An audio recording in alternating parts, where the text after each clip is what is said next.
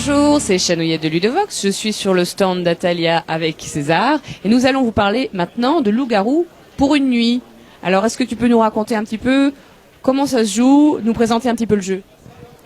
C'est un jeu qui s'inspire de jeux déjà édités, traditionnels, le loup-garou, qui puis a eu d'autres versions commerciales également très connues, qui s'y différencie par plusieurs choses. La première chose, c'est que d'abord, on joue de 3 à 10 joueurs, et même à 3, c'est tout à fait équilibré.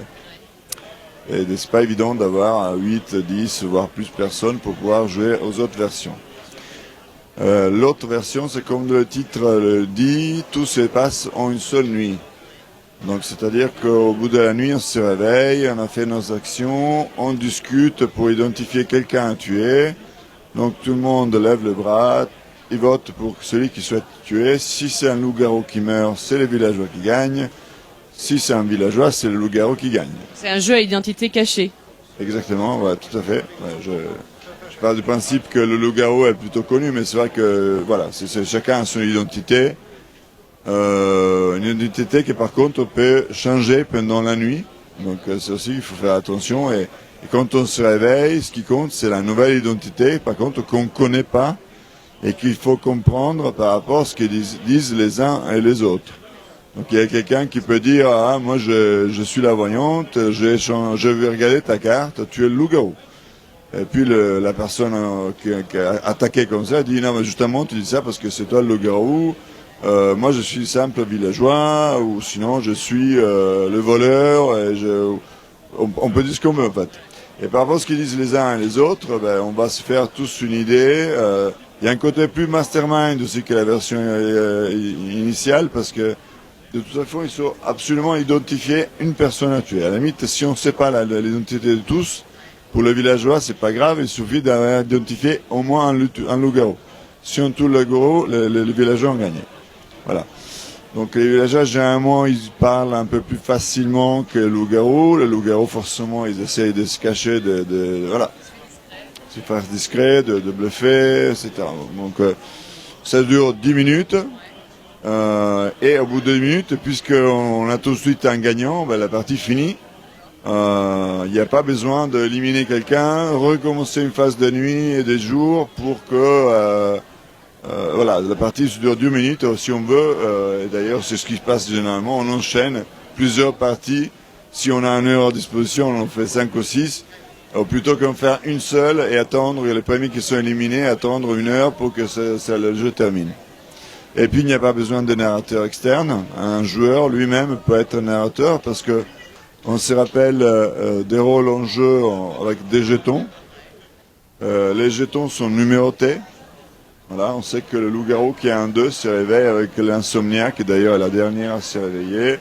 Et avant, il peut y avoir par exemple le franc-maçon qui se réveille bien sûr après le loup-garou. Voilà. Donc rapidement, si tu veux savoir un peu qui fait quoi, les personnages, donc les loups-garous ils se réveillent, ils s'identifient entre eux, simplement. Les francs-maçons, eux aussi, ils se réveillent, ils s'identifient entre eux, mais eux, ils sont villageois.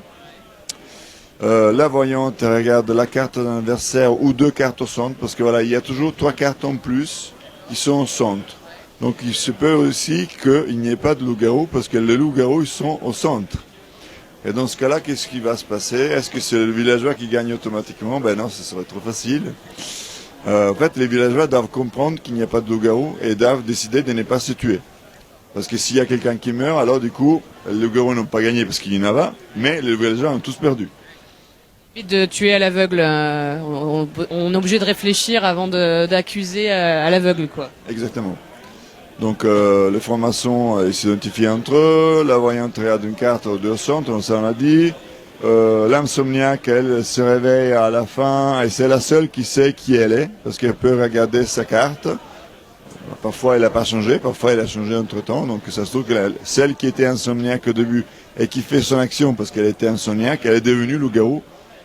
Dans ce cas-là, peut-être elle ne va pas forcément se dévoiler en disant « Moi je sais que je suis loup-garou » parce que ce serait un peu risqué.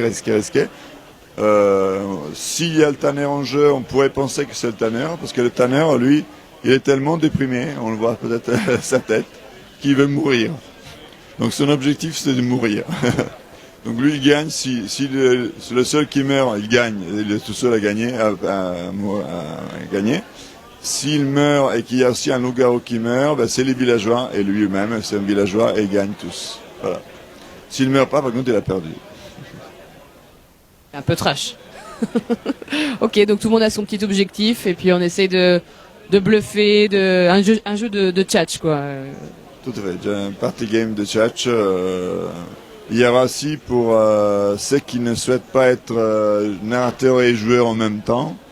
Ceux qui sont plus sur tablette ou téléphone ou smartphone, une application gratuite à la fois Android et Apple qui fait le narrateur lui-même.